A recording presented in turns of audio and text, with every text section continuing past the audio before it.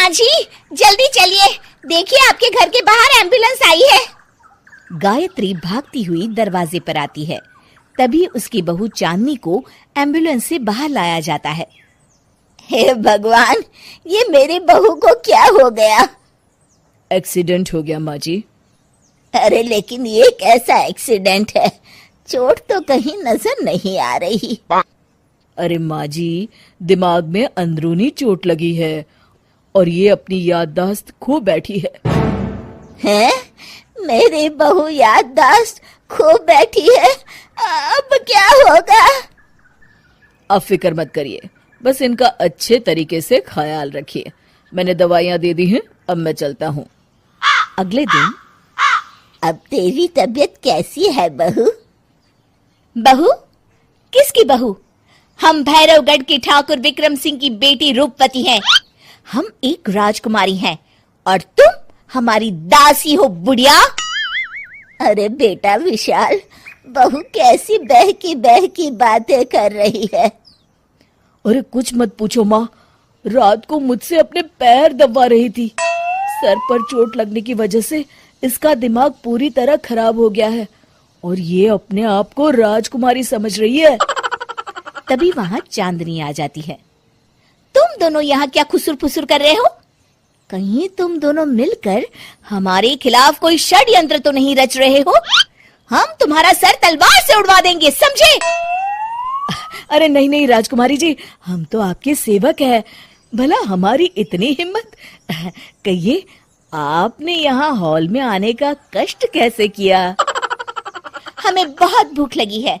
ए दासी, जल्दी से हमारे लिए भोजन का प्रबंध करो। आज हम शाही कबाब खाएंगे। विशाल अपनी माँ को चांदनी की बात मानने के लिए इशारा करता है। ठीक है राजकुमारी जी, मैं अभी आपके लिए भोजन लेकर आती हूँ। इस तरह विशाल और उसकी माँ ना चाहते हुए भी चांदनी की जी हजूरी में लगे रहते हैं। लाओ माँ, जल्दी से मेरा टिफिन दो, मुझे देर हो रही है। अरे ठहर जा, जरा दम तो लेने दे मुझे। सारे घर का काम मुझे अकेली को करना पड़ता है। तेरी बीवी तो राजकुमारी बनी बैठी है, सारा दिन हुक्म चलाती रहती है। अरे माँ, मेरा भी तो यही हाल है। फिलहाल तुम मेरा टिफिन दे दो, मैं चला। रुको, कहाँ जा रहे हो? अरे मर गया रे, ये कहाँ से आ धमकी? आज हमारा जुहू चौपाटी घूमने का मूड है और हमें अपने लिए नई साड़ियाँ भी खरीदनी है। चलो जल्दी से अपना वाहन निकालो और हमें ले चलो। अरे अब तो मैं गया काम से। अगर आज मैं वक्त पे ऑफिस नहीं पहुंचा तो मेरा बॉस मुझे नौकरी से निकाल देगा। मरता क्या न करता। आखिरकार विशाल चांदनी को घुमाने ले जाता है और चांदनी अपने लिए ढेर सारी शॉपिंग भी करती है। ए दासी, टीवी पर कपिल शर्मा के आने का समय हो गया है, जल्दी से टीवी शुरू करो। अरे वाह, कपिल शर्मा तुझे याद है, बाकी कुछ याद नहीं। बहू तू तो बड़ी चालू लगती है, अपने फायदे की हर चीज तुझे याद रहती है। मैं तो तेरी इस अजीब बीमारी से परेशान हो गई हूँ। अगले दिन, अरे डॉक्टर साहब, आप इतने दिन से मेरी बहू का इलाज कर रहे हैं, लेकिन उसकी बीमारी तो सुधरने के बजाय और बढ़ती जा रही है। अरे माँ जी, ये दिमागी बीमारी है। बेचारी की याददाश्त चली गई है, वापस आने में थोड़ा वक्त तो लगेगा ही ना। गायत्री डॉक्टर से बात कर ही रही होती है कि तभी उसकी पुरानी सहेली शीला वहां आ जाती है। शीला को देख अचानक डॉक्टर घबरा जाते हैं।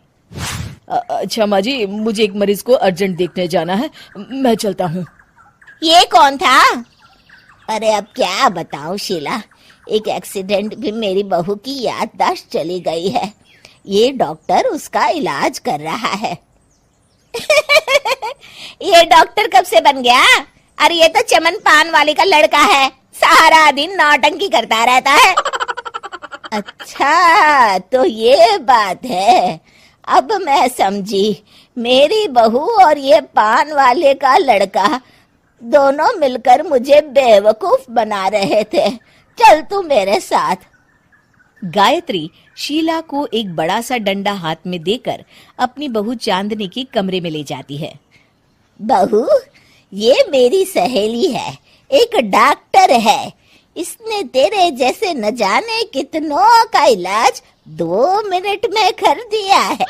इसका कहना है कि सर पर जहाँ चोट लगी हो, अगर उसी जगह दोबारा किसी बड़े डंडे से जोर से मारा जाए तो मरीज की याददाश्त वापस आ जाती है।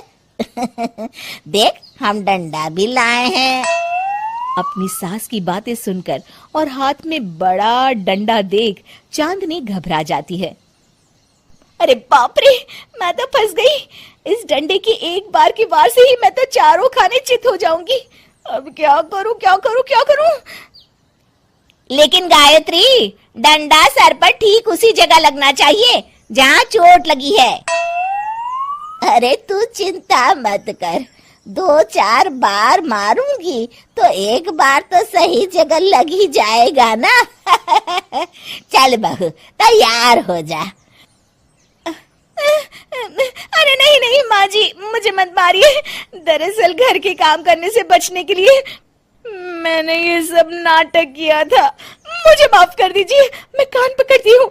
दोबारा ऐसी गलती कभी नहीं करूंगी।